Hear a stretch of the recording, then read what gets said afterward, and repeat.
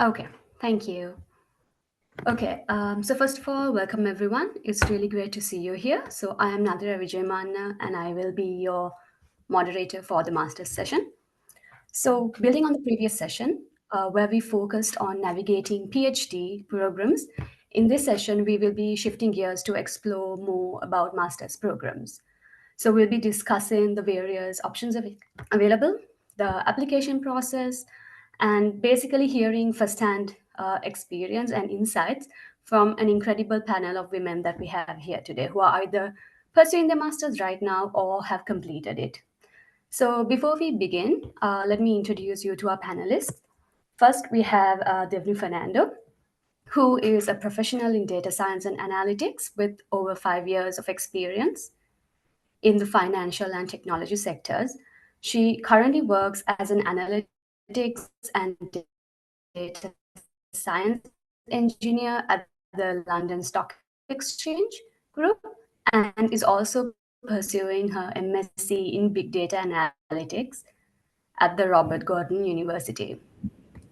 Next, we have Sachini Hewage, who has from the University of Muratua, bringing over 5 years of expertise in data analysis, machine learning, and neural network development.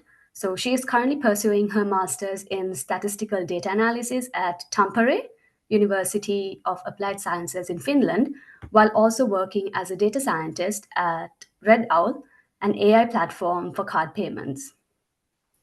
And here we have with us Malki Wijesinghe, who is an aspiring bioinformatics data scientist with over 3 years of professional experience in data analysis and business intelligence.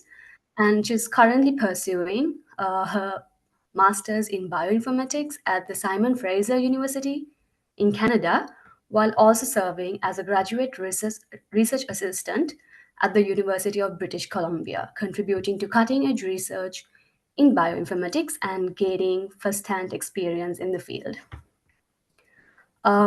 We have Ishi Fernando with us, who also studied her bachelor's in statistics at the University of Colombo.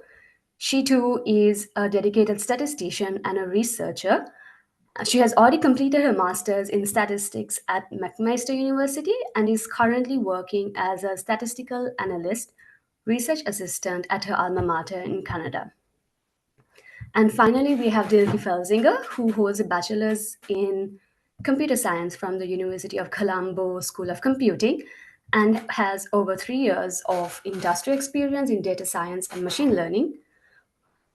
She, while pursuing her master's in interactive arts and technology at Simon Fraser, Canada, she acts as a graduate research assistant at her university. So, welcome everyone. We are thrilled to have such a diverse and accomplished group of panelists with us today. So, let's dive in. And just before we begin, since we do want to keep it interactive with the audience, if you do have any questions, you could mention it in the chat.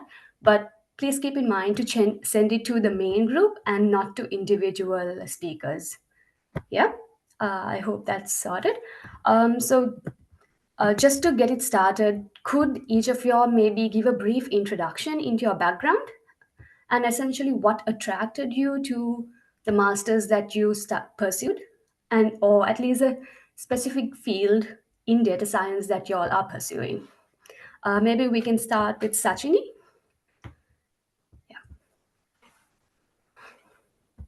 Hi all. So I'm Sachini Hewage, and I'm currently a master's degree student in my second year at University of Tampere, Finland. Well, the story is kind of different for me because my undergraduate studies, or rather the graduate studies, were for electronics and telecommunications engineering. And when I started seeking for jobs, since I really liked working with numbers, I shifted to the field of data science. And 2 to 3 years into the field, I realized that I need to have a serious and a solid background in statistics to understand what's going on in machine learning and AI. So that's the main purpose of me applying for this master's degree that I'm pursuing. Currently, my research interests are in large language models and tuning them for specific purposes. I chose this particular university because they're trying to solve real world problems where a lot of experts are really updated and work with the industries as they also study and do research. So it's not kind of separate from career / academics. So they go together hand in hand over here. So that's my primary reason for selecting this university. Okay, Malki, how about you?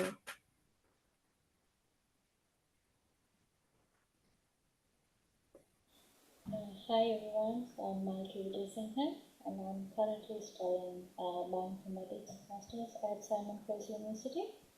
I actually had a strong interest in finding out how the data science and computational techniques can be applied into addressing biological questions, particularly in areas like genomic analysis and cancer research. So that's why I'm currently pursuing this master's program, and I did my bachelor's at University of Colombo, and I studied statistics. And at the final year, I got the opportunity to engage in bioinformatics research. So that's why I started this. I started getting interested in this area, and that's why I'm currently pursuing this degree. Bioinformatics is mainly interdisciplinary field where you use both statistics, data science, and computer science approaches. So it's a really interesting area to pursue. Okay, thank you, Malki. Dewni, maybe you could go ahead. Yeah, thank you. First of all, thank you for inviting me to the session. So currently, as you said, serving as a senior engineer in analytics and data science at LSEG Sri Lanka. So I've done my bachelor's in industrial statistics, and I have also completed my MSc in big data analytics from Robert Gordon University. The reason why I chosen to go with this master's was my basic degree was in statistics, so I didn't have a proper background in computer science. In order to pursue in data science, you need to have a sound knowledge on both statistics, mathematics, and computer science. So I wanted to seek and enhance my technical skills on computer science. So I wanted to pursue in an MSc in big data analytics because it added more of a technical knowledge to the field to the field I was working on. So and even I wanted to pursue the MSc in my own country. From the universities that was provided both local and foreign degrees. So I chosen this degree because it was offered by this ranked university, and I wanted to pursue a foreign degree as well, and it has a proper curriculum which covered my expectations of big data analytics and computer science related. So because of that, I choose this program to pursue. Thank you, Dewni. I think Dewni also has a similar similar expectation in like when he came to selecting a master's as me. So I also studied statistics and essentially wanted more technical knowledge in computer science and like data management, which is why I selected the course that I selected. So I suppose it's quite similar in that case. Maybe Shankar, you could tell us why you selected your course. You're on mute. Yeah. Yeah, sorry. So first of all, to tell, I completed my master's from McMaster and currently working as a statistical analyst at the Ford Center for Child Studies and a research assistant at Farcom Family Digestive Health Research Institute. To be honest, at the time when I was looking for opportunities for higher studies, I wanted to pursue higher studies. I was mainly interested in expanding my knowledge in theoretically and practically in health data science. especially in microbiome research and genetic epidemiology, because of the my final year research at in my undergraduate studies. I did somewhat related to medical statistics. So I was drawn to the potential of the statistical methods in those fields, particularly in how they can be applied to analyze complex and high dimensional data to uncover insights, which can directly impact healthcare outcomes. So I was excited about the prospect of contributing to that field, which is why I selected a master's in statistics, because it offers a perfect balance of both statistical theory and computational skills that need to tackle such intricate data sets. So, and also in McMaster, the interdisciplinary research that carries out there, especially with the health sciences, allowed me to collaborate with the experts in different fields and enrich my experience and broaden the impact that I could do for healthcare. So that's why the main reason I chose masters in statistics. And why McMaster? Actually, there are many factors why McMaster, but to put it simply, it's a well-reputed, high-rank university. And I was fortunate to find a supervisor who aligns with my research interest and who's willing to take me in. So that's why I went McMaster.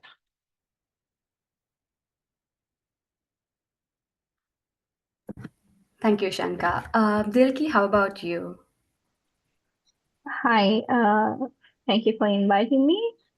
So I study interactive arts and technology at Simon Fraser University. So I'm fairly new. I started this fall. Prior to that, I studied computer science at the UCSC and worked as a data scientist at Acentech. So after that, I applied to grad school after moving to Canada. So what I study is quite different from what others do here. It's not like purely data science, but it's like a merger of HCI, that is human computer interaction, and data science. We are building all the data science applications, integrating AI into every aspect of life right now. So I study how humans, particularly children, interact with those AI systems and how to better design them. There's like a lot of concerns about AI systems, so around that. So yeah, why Simon Fraser University? That is mainly because of the program and the professor that I work with. I was searching for HCI programs in Canada, and I found quite a few schools which are like affiliated to like few universities and purely a department of a university as well. And this particular department caught my attention because of the diverse research work that they have done around HCI, around AI, and around designing software. So yeah, to put it simply, I was interested in like human AI interaction, studying about that. So that's why I went in with this program. Okay, thank you, Dilky. So clearly we do have like a variety of different courses that are being done by our panelists here today. So given that there is such a variety in master's programs available globally, what exactly did you use to prioritize and choose your program? Were there like specific factors? Maybe it was like faculty expertise. I think some of y'all answered a few factors that y'all looked into, but like it could be maybe program flexibility or even location that were crucial like in your decision making. Maybe y'all can elaborate on what exactly y'all looked at. Maybe people from Canada could go ahead first, and collaborate on their answer. Yeah. So Malki, Shankar, and Dilky. Yeah. Shall I go ahead? Yeah, go ahead. Okay. So in my case, the main concern was faculty expertise. Actually, it played a major part in my decision because I had to spend a lot of time researching faculty members to see if their work aligned with my interests. And it was important for me to find a mentor who could guide me at the time, and who can challenge my thinking and help me grow as a researcher. Because my passion lies in the health data science, I had to pay a lot of attention to the program curriculum and the flexibility in the program as well, especially in terms of selecting electives and the research opportunities they provide and the potential collaborations that they do. And McMaster surely felt like a place I could carve out my own path while exploring these aspects in health data science. And the other main concern was for me the cost of tuition, actually, because when I was looking for higher studies, I looked for the scholarship opportunities, and out of some opportunities that I got, I feel like McMaster gave me the best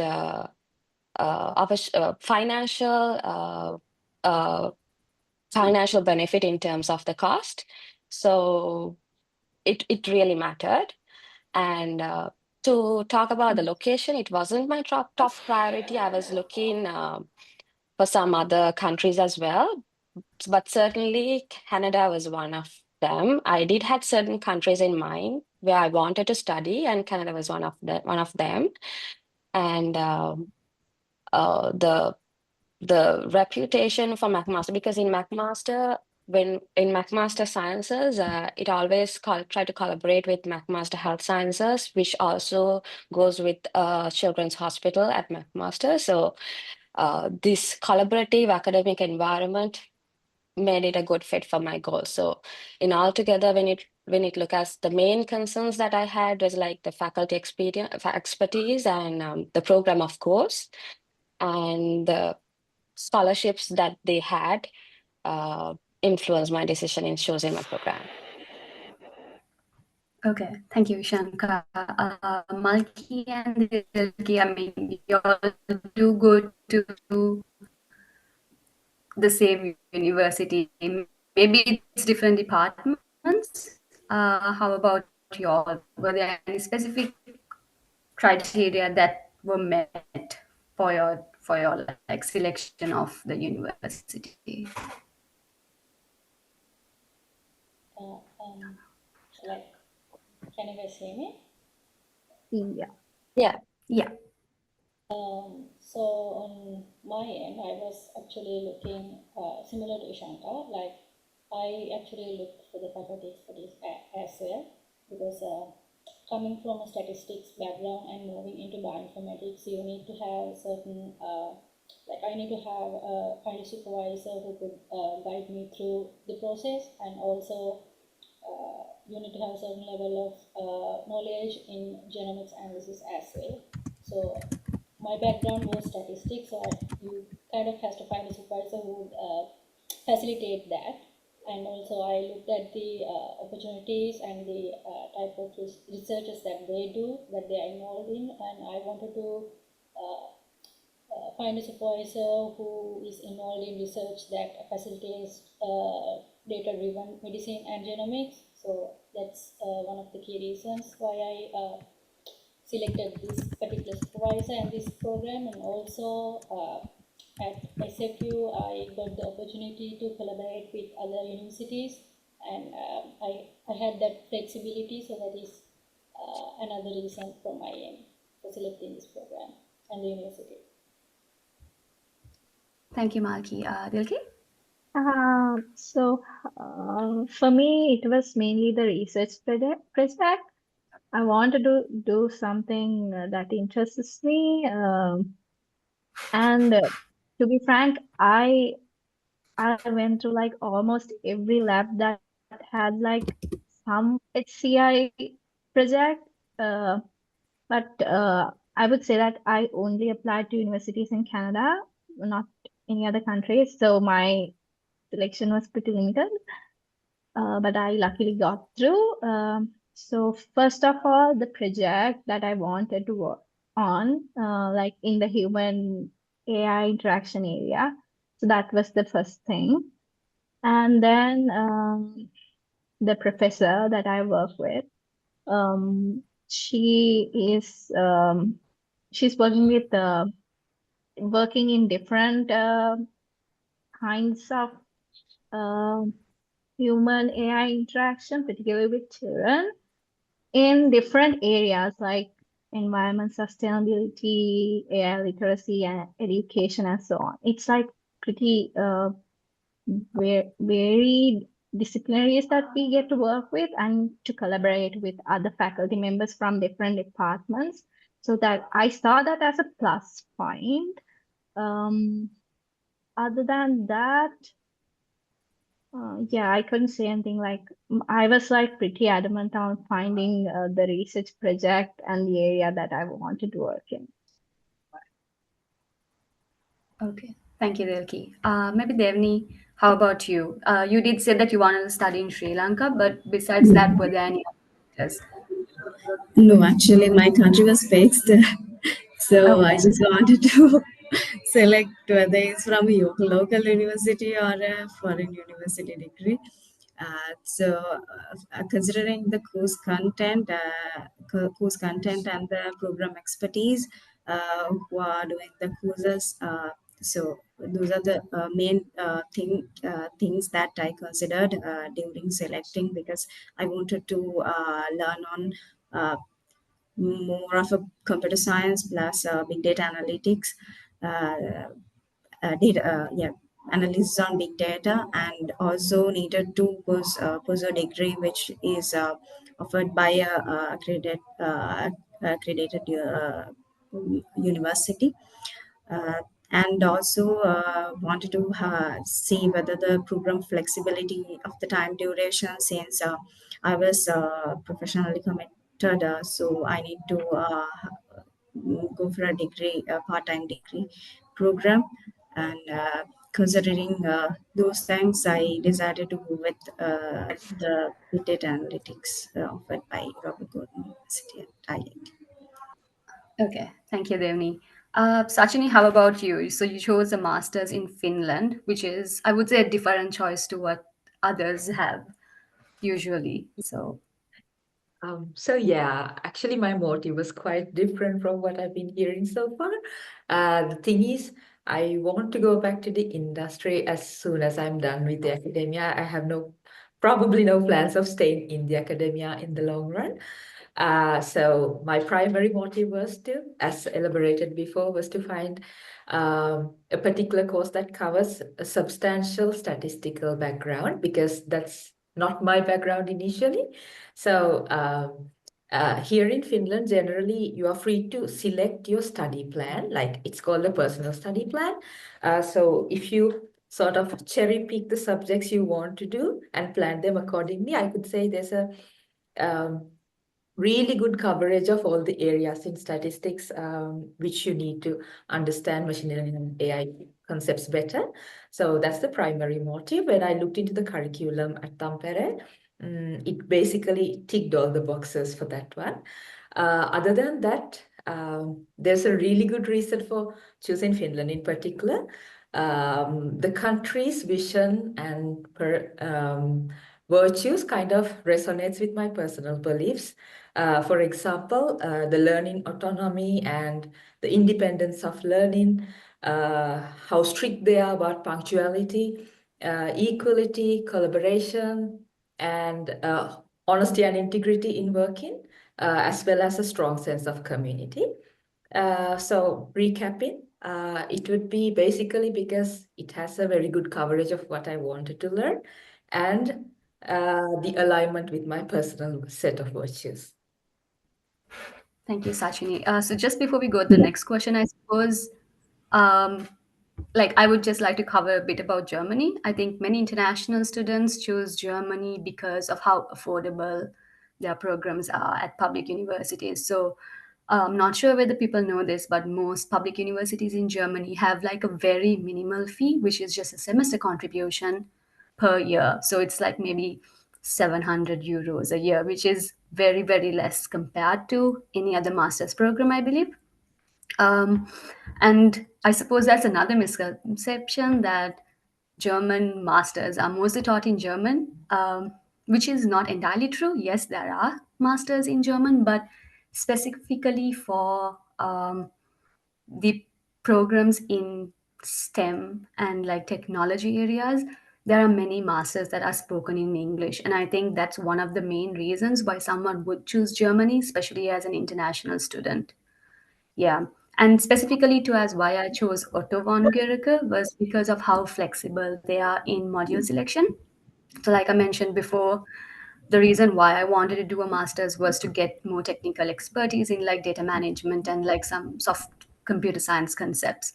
And at in my course, basically we are allowed to choose and pick and choose the modules that we want to study, so we can focus on like one specific area. So yeah, that's just my input for that. To So I suppose, yeah. to add on to my criterias, the degree also had a hands-on experience with the latest tools and technologies. So since the industry expertise joined the course, so they use the latest tools and technologies. So that was a good experience because the assignments also, most of them were hands-on. So that gave a good experience since currently I am working and doing the parallelly with the MSc. So it was an added advantage for me. Okay, thank you, Dewni. So I suppose moving on to the next question, which is about the application process. Can you all provide some insight into the application process in your country? Like, for example, like regarding the application portals, is it university specific, or maybe there's a central repository sort of thing? And what criteria are used in the selection process? Are there language proficiency exams, like maybe Finland has some sort of Finnish proficiency that you need? I'm not sure whether that's yeah. Or maybe it's like degree relevance, or is professional experience important? Things like that. I would say maybe Malki can start. Yeah.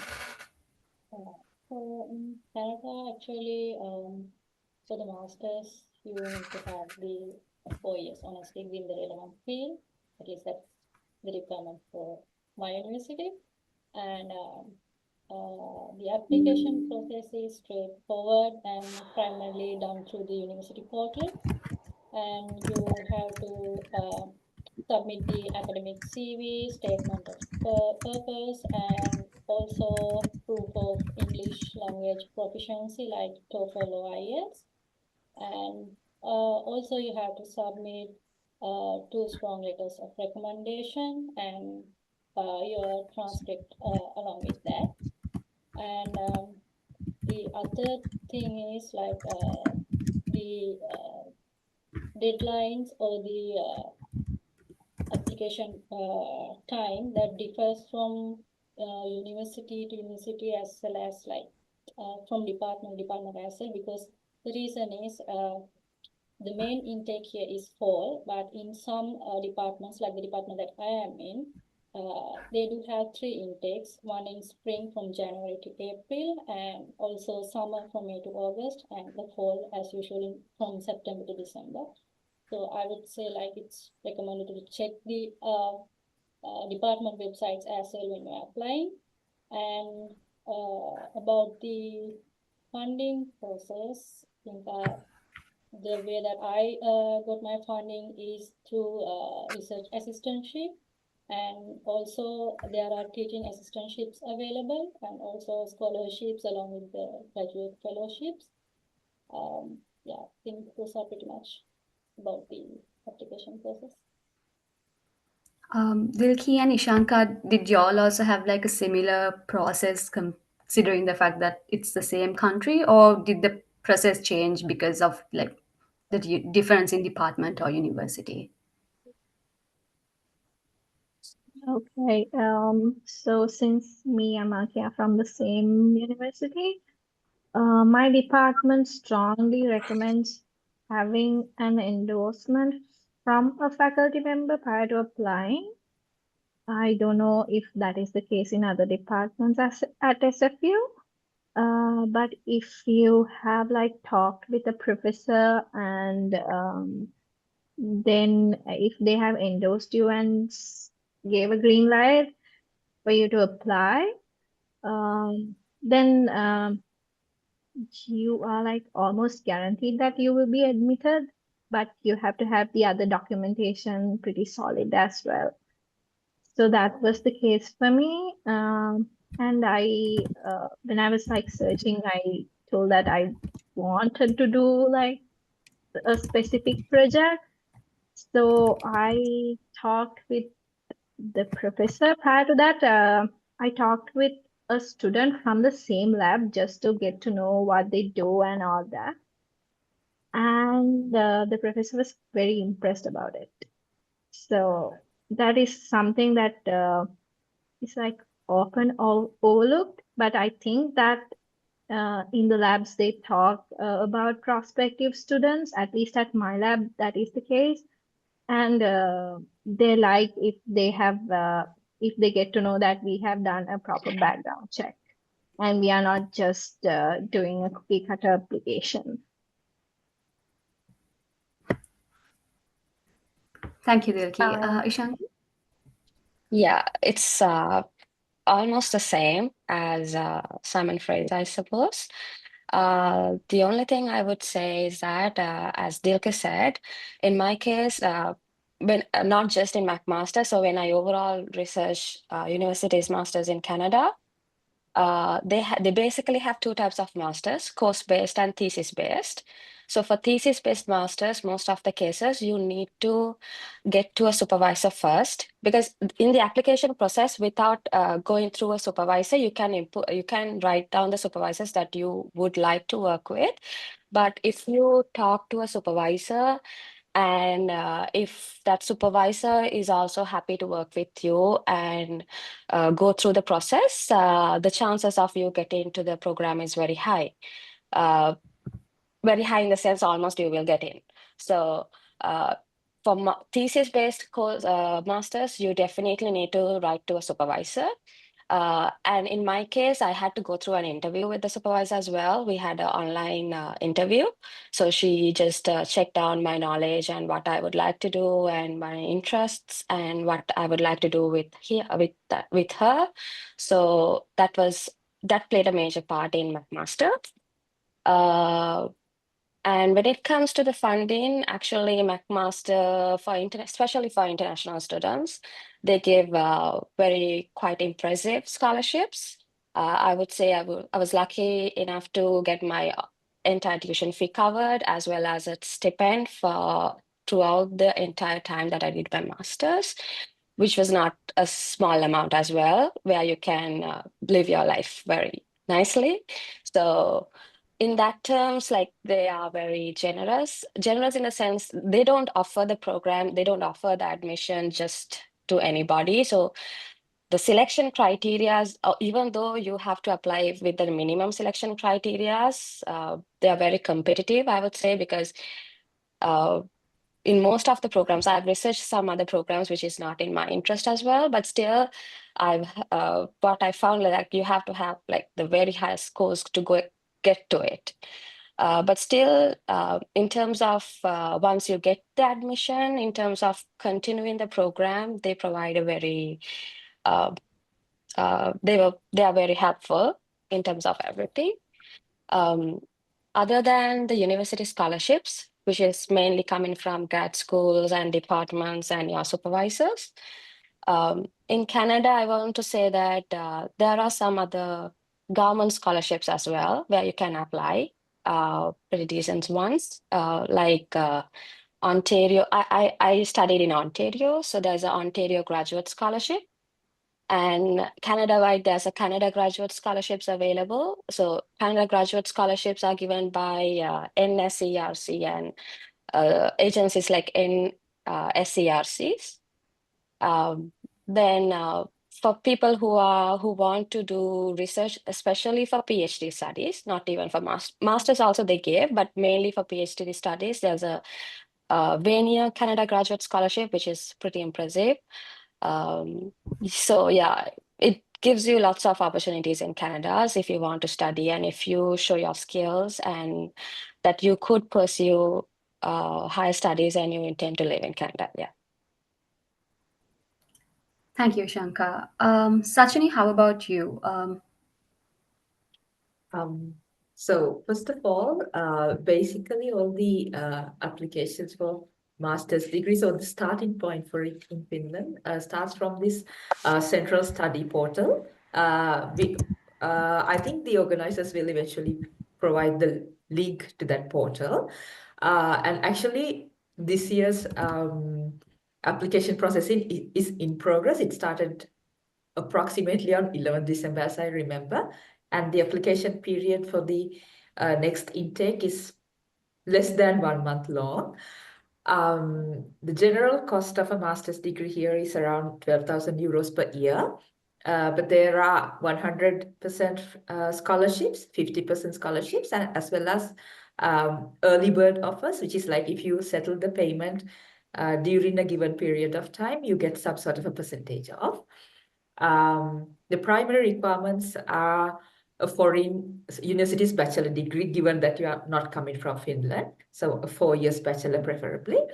And the important point is that generally, as a country-specific requirement for Sri Lanka, we had to send our degree certificate and the transcript through snail mail all the way to Finland. So it's not just a scan and upload thing. In the case of the degree certificate and transcript, you need to send in the physical certified versions without the student being involved in the sending process. So the university has to send it to the university here. So that does take time. So keep that in mind when you apply, and do check the country specific requirements, because for several courses, there are different country specific requirements depending on where you come from. And you'll need an academic CV, of course, the passport and the English language proficiency. There's about 5 acceptable proficiency tests, which includes TOEFL and IELTS. As far as I'm aware, for IELTS, it's 6.5 overall, with no section having less than 5.5.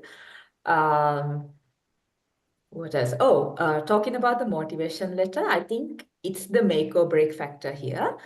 As long as you're very honest about your interests and motivation, I think you actually stand a good chance of getting selected. That if your background, whether your background is not exactly eligible for this or not. So I think motivation letter matters a lot, and what you say on it, on that 1 page of writing, really matters a lot. So actually for all the universities here, it's through the study portal I mentioned. But the scholarship criteria might change slightly from university to university. For example, I know that a couple of universities provide scholarships for the first year, like 100%, and on the second year, it's either partial or merit dependent, like depending on how well you performed on the first year and such. I think you'll need to refer to the links of the particular university's portal for those information. By the way, Okay. you don't need Finnish proficiency. It's something you have to come here and learn. Okay. Thank you, Sachini. Yes, Dewni, how was it for Robert Gordon? Yeah, in Sri Lanka, the admission process is not that complex, and it's in some universities, in local universities, you can apply by portal. But for IIT here, which offers the Robert Gordon University degree, lets you contact the admissions via email or their hotline, and you need to get the registration done sharing the documents and the details. And you will also have a physical interview. If you're local resident, you need to be physically present at the university premises. And then if you're a foreign resident, you can have a Skype interview, and you have to provide the transcript and degree certificates as a proof of your bachelor's degree. And if the degree would be in the fields of statistics, mathematics, or computer science related background. And if any of this not matches, sometimes your professional experience or equivalent qualification would also be checked in the interview. So based on the recommendations of the lecturers, you might have the opportunity to proceed. And regarding the scholarships, here they have mostly the merit-based scholarship, or some universities they provide the need-based scholarships as well. So in IIT, if the bachelor's degree you have a first class or a second upper, you have a 25% off for the course fees. So similarly, in other local universities also, some of them provide this type of support to the students. Yeah. Okay, thank you, Dewni. Just to give like a brief on Germany, I think the process is quite straightforward. It's somewhat similar to the one in Finland. We essentially like have a website with all the courses, which is, I would suppose, the DAD website, which is DAAD website. You can find most of the master's courses available there, even PhDs. And essentially, you find the degree that you want to do, and then you have to apply for it using a central application system, which is the UniAssist. And essentially, what it does is they verify that the information that you provided was accurate. So if you do, like, if you're successful in the process, the UniAssist will directly send your applications to your specific university. So you only have to apply once there. And even if you're applying for like 3 universities, they will send the application to those universities. So in terms of the requirements, since I am doing a English taught master's, I had to show IELTS as a requirement. There are some universities that accept other qualifications like TOEFL, but my university was quite specific about it being IELTS. There are also some other universities that are okay with just your bachelor's being in English, so you don't have to show any language proficiency per se. But in terms of degree relevance, I would say it's extremely important because you do need to have a 4-year degree in your specific field to be able to do a master's in that area. And unfortunately, in Germany, working experience is not necessarily given a lot of importance. There are certain scenarios where if they think that you can actually do it, they would call you for an interview or like an exam, so that you could be eligible to still do the masters. But more often than not, you have to have studied a bachelor's in like data, like statistics or computer science, to be able to do a master's in data science. I think besides that, in terms of scholarships, the DAD has like it's a government scholarship. The DAD website usually has all the scholarships that they do provide. And since, like I said before, public universities are free, except for that minor semester contribution, they do provide like a living stipend. But yeah, so there are scholarships available for that. But then in addition to that, there are also university-specific scholarships. And I think I've mentioned like a link which kind of explains those scholarships. I think the organizers will mention that later on. But yeah, besides that, I think the DAD is like the best place to get information regarding requirements and scholarships for masters in Germany. Yeah, so moving on to the next question. Before that, Nathira, Go ahead. I want to add, like when you say about the degree, I remembered for some of the universities in Canada, for your degree, you need a degree equivalency through done by WiDS. For some of the universities in Sri Lanka, that is excluded. For like University of Colombo, especially Colombo, Moratuwa, there was one other university. Other than for those universities, all other state universities and private universities, they require a degree equivalency done through WiDS also in Canada. Okay. I want to add that. Okay. So basically, it's just like checking, making sure that your degree is up to the standard that they Yes, require. exactly. Yeah. So I suppose even what the uni assist does is quite similar, and I'm assuming even in Finland, maybe that's what the central application system does. Yeah. They actually look at the number of credits, but they also equate it to the credit system here in a Okay. way. Yeah, because I think the credit system is quite different in all the countries. So Yes.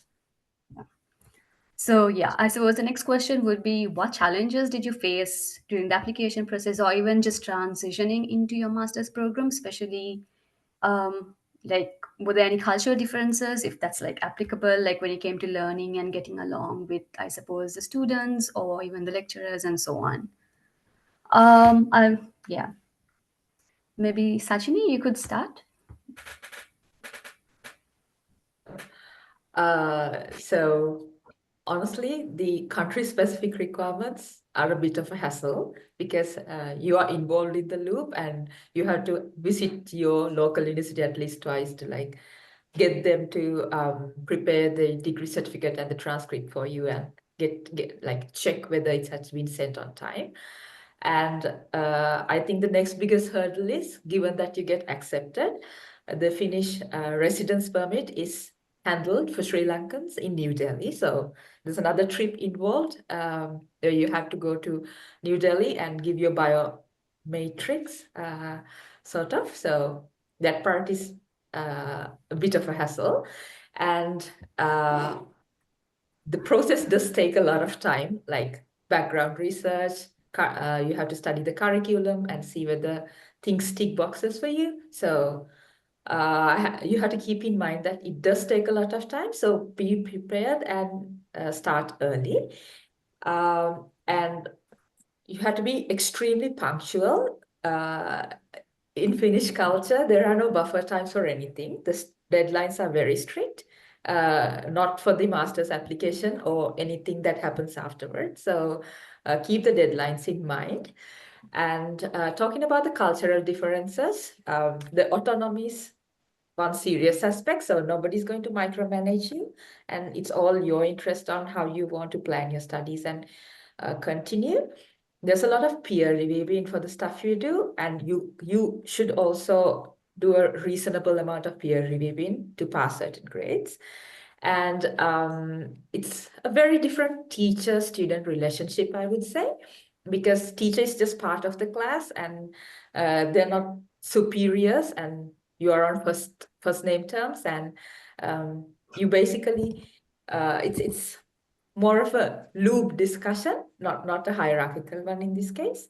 And the use of technology and tools here are also very culturally different. So Moodle or a similar website is not just there to, announce the exam dates and all that, but that's basically your examination platform. Also, the exam arrangements here are very flexible, and exams are honestly not the most difficult part here. So you arrange your exam during like a 1 month period. So nobody else arranges the exams for you generally, unless it's a sit down or on pen and paper exam. If it's a computer-based exam, you arrange your exam and do it using the provided tools. So those are actually some of the cultural differences and hurdles that I sort of have to get adjusted to in order to get the best of this experience. Okay, and was language like, yes, true enough, in your master's is probably in English, but is language an issue when it comes to getting about Finland? Like, Well, Yes, because everybody basically speaks in Finnish, but at least in the capital and cities around there, people speak good English too. But honestly, the faster you catch up on Finnish, the better it would be for you. But it's definitely not the easiest languages to catch up on. Yeah, I suppose quite similar to Germany in that case, because university is entirely in English, but to get around your city, like even to go to grocery Yes, store, you need to know the language, and it's yes, important that you absolutely. at least a bit. Yeah. Yes.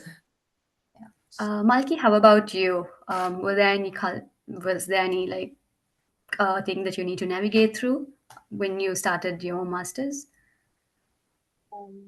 We didn't have language issues here, and I think the major hurdle that I had to tackle was like the volume of work, because in my program I have to I'm also doing a thesis-based program, so I have to form my supervisory committee and have your first supervisory committee meeting in the first semester that you start in. So it's kind of a lot of work to manage along with the coursework, because you have to manage both and do your research as well. So you kind of need to have a certain level of progress in order to have the supervisory committee meeting.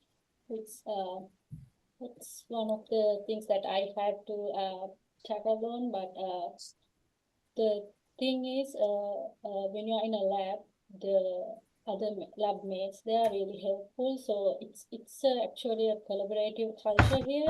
That's what I experienced. So in terms of like addressing the issues that I have, they have been really helpful, and my learning experience, and it's not a like it takes time, but still, if you ask, you have help if you ask. So that's one of the key things I think I experienced during my master's program.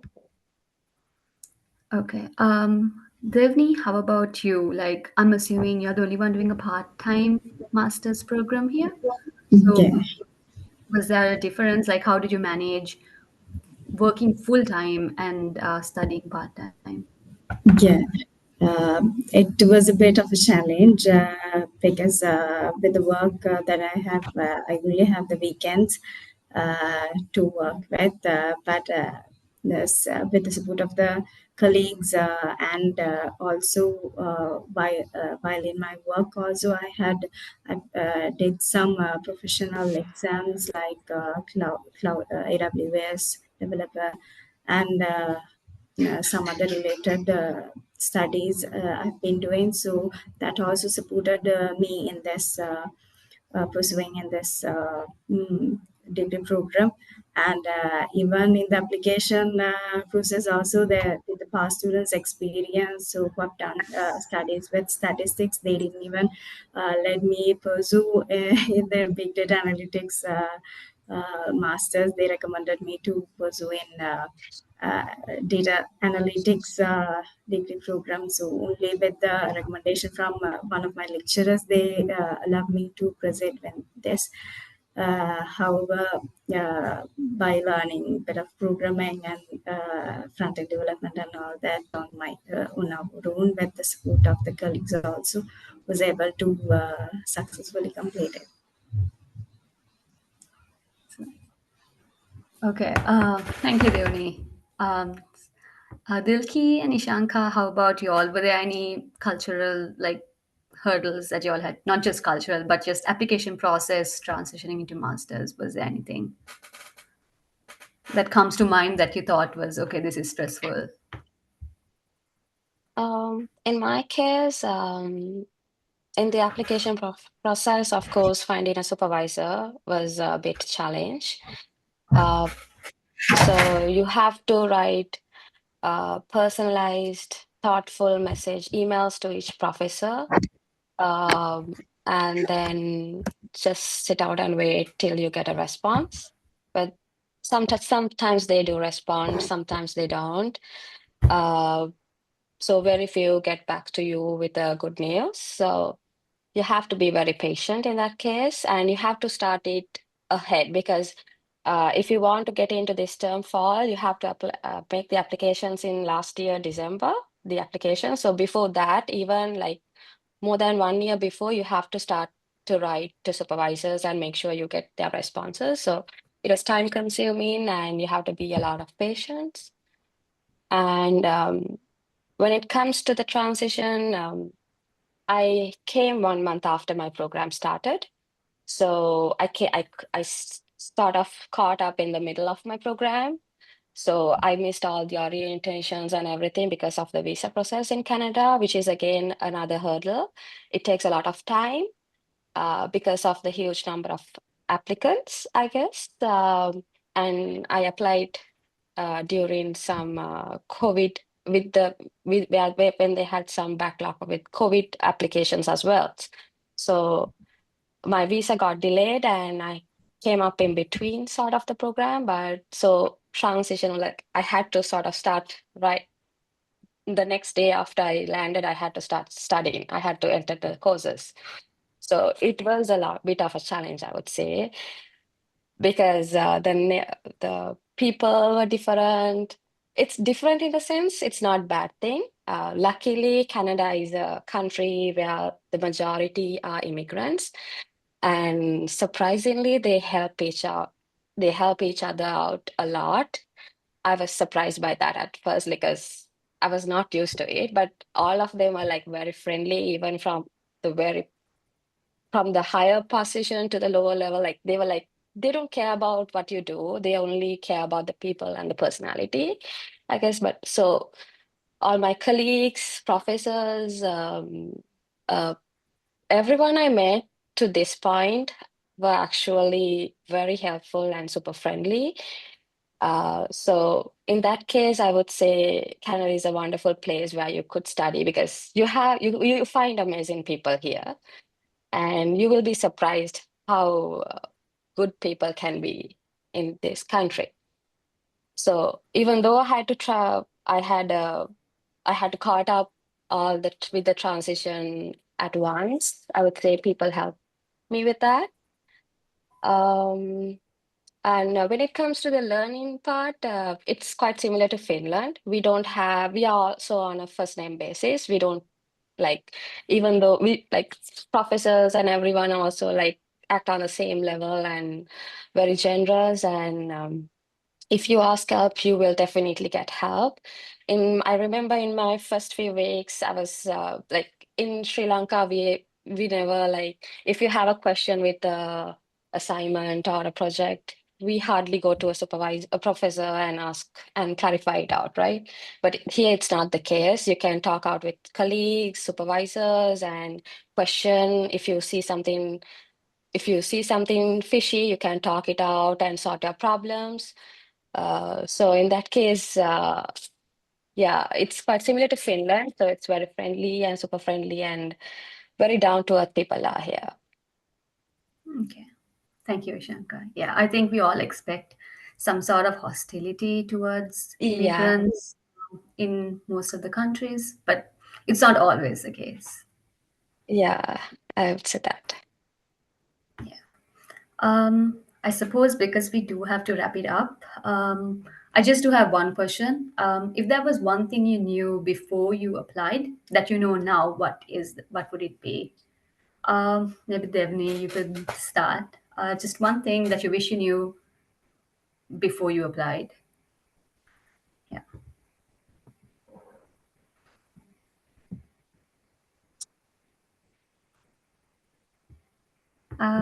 Dewni? I'm not sure I'm audible. Sorry. It's okay. Yes, if I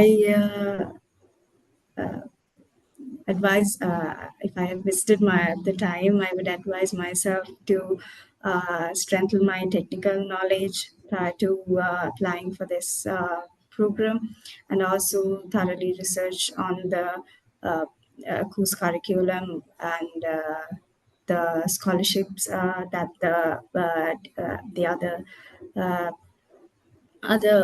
universities also offers, and also contact some senior alumni people who have done the program and get their advice on how to learn the backgrounds and align to the program to get most out of it. And also follow the industry trends and the latestly used tech tools and technologies which will be useful during the course plus in your future studies. So if you are in line with the latest technologies, it will help you with the course plus your entire career also. Yeah. Thank you, Dewni. Dilky, maybe any one thing that you wish you knew before you started doing your masters? Okay. I was waiting until I get what do you call it? So I had 2 papers coming in from my undergrad final project. So I basically waited until them being at least under review to apply. I think that is not necessary, and you can pretty much apply with your pending results and all that without any research output.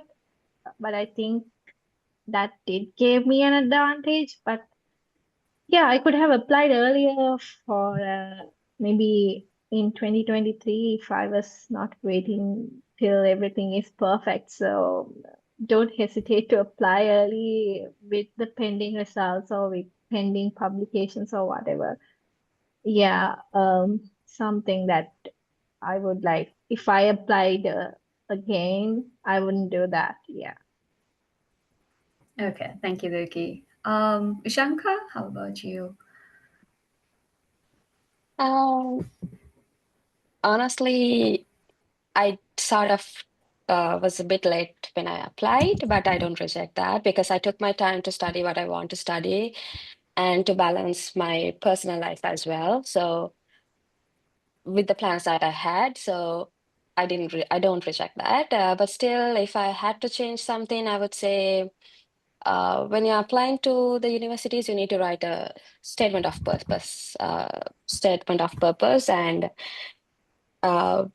if I want to give, like I would say, feedback on your SOP with your colleagues and supervisors, if possible. I didn't do that.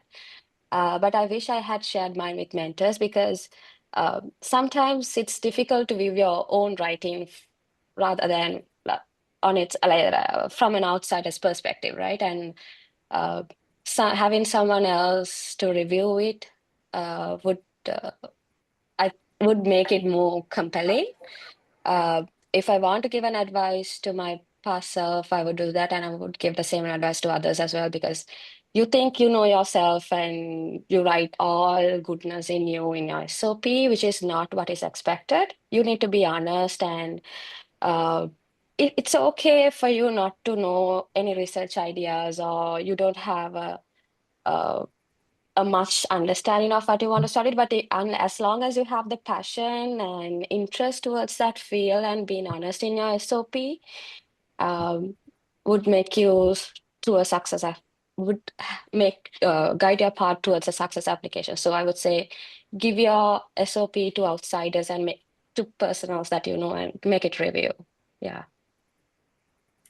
Thank you, Shankar. Yeah, I think that is good advice. It's always good to get outside perspective into your application if there is a possibility. Malki?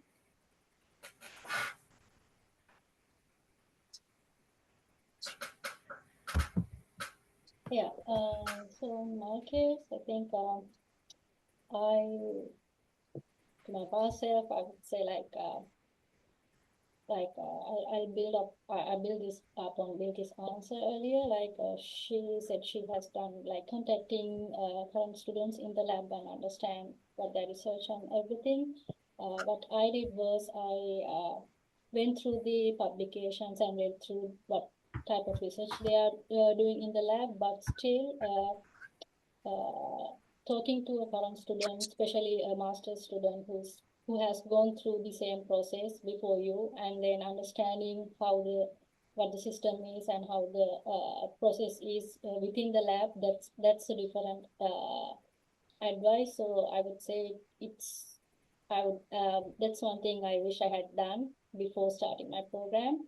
And also another thing I understood after coming here is networking goes in a long way here, like having good connections with professors and also your lab mates or the peers. That's a really great advantage, especially in Canada. That's one thing I have noted in here. Okay. Sachini, do you have anything to add? If I could talk to my previous self, I'll definitely ask her to severely overestimate the time that's needed.